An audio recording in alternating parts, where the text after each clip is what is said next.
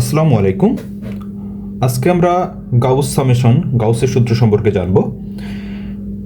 এটা সম্পর্কে আমি যেই বিষয়টা বলতে চাচ্ছি তার আগে আমি একটা কথা বলবো যে এটা আমরা মোটামুটি সবাই মুখস্থ করি।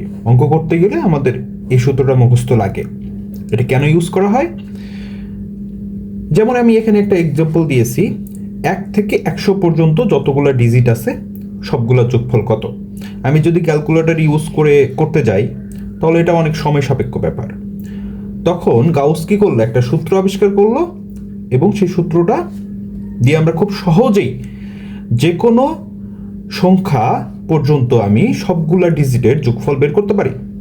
যেমন এখানে 1 থেকে 100 পর্যন্ত যোগফল আমরা খুব ইজিলি বের করতে পারতেছি। সূত্র কি, n ইন্টু n+1/2। এখানে n এর ভ্যালু হবে যেই পর্যন্ত আমি সংখ্যা যোগ করব। এখানে 100 লেখা আছে, 100। আমি যদি এখানে 50 লিখতাম, n এর ভ্যালু আসতো আমার 50। আমি এখানে যদি n এর ভ্যালু 1 লক্ষ, মানে 1 লক্ষ পর্যন্ত যোগ করতে বলি 1 থেকে, তাহলে n এর ভ্যালু আমি কত দিতাম, 1 লক্ষ। তো আমরা সচরাচর সবাই সূত্রটা মুখস্থ করি, কিন্তু আমাদের এইটা বিষয় প্রশ্ন আসা দরকার, এটা কিভাবে হয়। এই প্রশ্নটা যখন আমার মাথায় আসবে তখনই আমরা কিন্তু ম্যাথ শিখতে পারবো, জানতে পারবো এবং ম্যাথ করে মজা পাবো। আসুন শুরু করি। আমি এখানে কিছু বক্স নিলাম। এখানে কয়টা বক্স নিয়েছি, এখানে বক্স নিয়েছি আমি একটা। এখানে কয়টা, দুইটা। তার পাশে তিনটা। তার মানে এভাবে যদি আমি বক্স নিতে থাকি অনেক বক্স নিতে পারবো। তো আমি মনে করলাম প্রথমে নিলাম একটা, পরে নিয়ে নিলাম দুইটা, তারপরে তিনটা। এভাবে আমি বক্স নিচ্ছি n পর্যন্ত। কয় পর্যন্ত, n পর্যন্ত।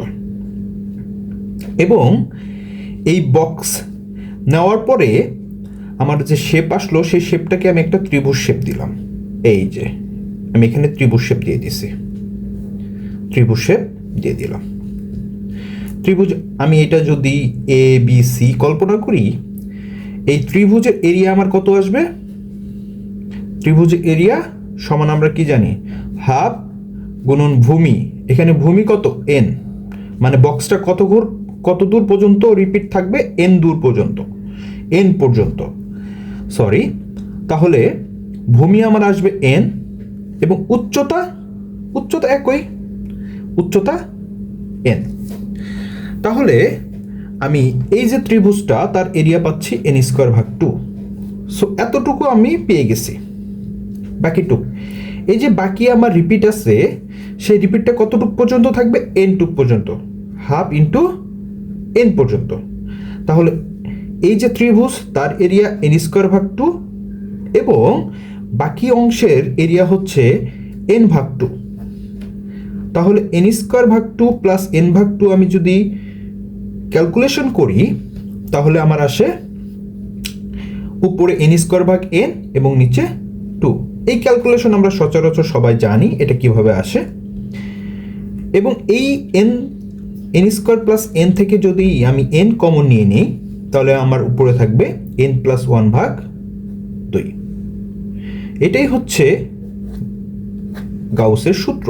এটা কিভাবে আসলো, এই যে ছোট ছোট বক্স নিয়েছি আমি n পর্যন্ত যদি নিয়ে নিই তাহলে সবগুলো বক্সের এরিয়া কত হবে সেটা ডিটারমাইনের সূত্র আমার এইটা। তার মানে আমি যদি প্রথম থেকে শুরু করে কোনো কিছু একটা ফিক্সড ডিজিট পর্যন্ত নিয়ে নেই এবং প্রথম থেকে সেই ডিজিট পর্যন্ত সব ডিজিট যোগ করে ফলাফল কত সেটা বের করতে চাই, তাহলে আমি এই গাউস সূত্র ইউজ করব। এটা কিভাবে আসলো আমরা যদি বুঝে থাকি তাহলে আশা করি এই সূত্র আমাদের মনে থাকবে এবং এই ম্যাথ করে আমরা মজা পাবো। ধন্যবাদ।